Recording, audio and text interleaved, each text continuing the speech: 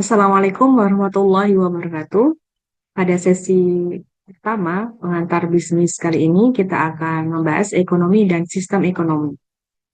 Ekonomi adalah suatu studi tentang bagaimana sumber daya yang langka digunakan untuk menghasilkan keluaran barang dan jasa untuk didistribusikan untuk kebutuhan manusia.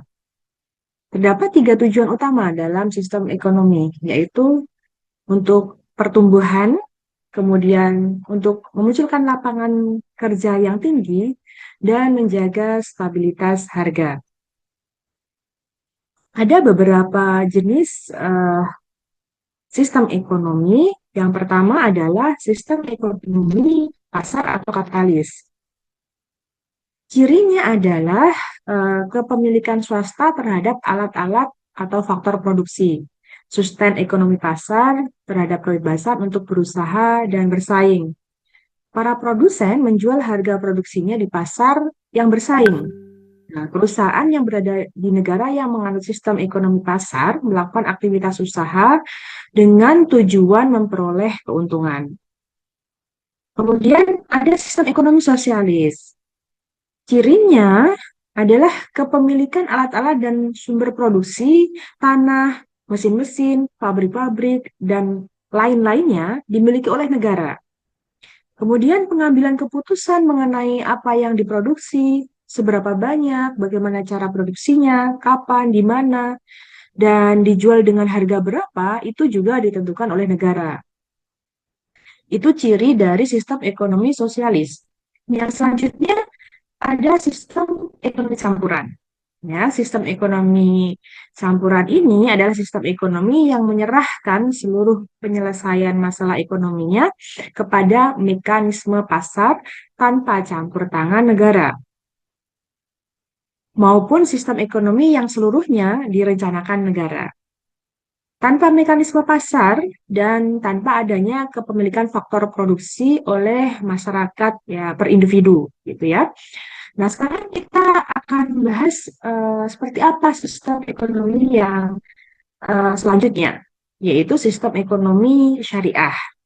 Nah, sistem ekonomi syariah ini adalah sistem ekonomi yang berpegang pada prinsip-prinsip syariah yang di situ tidak ada unsur maizir, goror, riba, ya seperti itu. Dan tujuannya itu sesuai dengan maqasid syariah dengan capaian tiga bagian.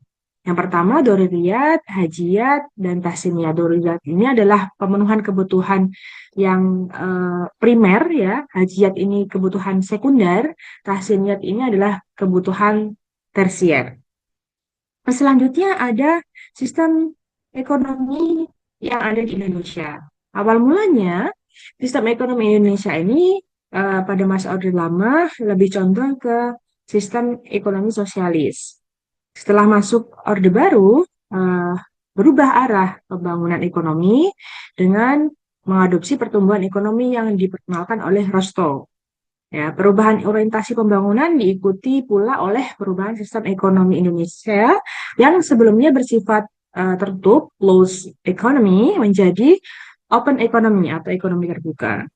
Lebih lanjut, klasifikasi sistem ekonomi di Indonesia saat ini dapat dikelompokkan ke dalam sistem ekonomi campuran. Jadi sistem ekonomi yang ada di Indonesia sekarang lebih cenderung ke ekonomi campuran. Nah, demikian penjelasan singkat dari saya mengenai ekonomi dan sistem-sistem ekonomi yang ada di Indonesia dan ada di yang dianut oleh beberapa negara yang lain. Terima kasih, semoga bisa dipahami. Assalamualaikum warahmatullahi wabarakatuh.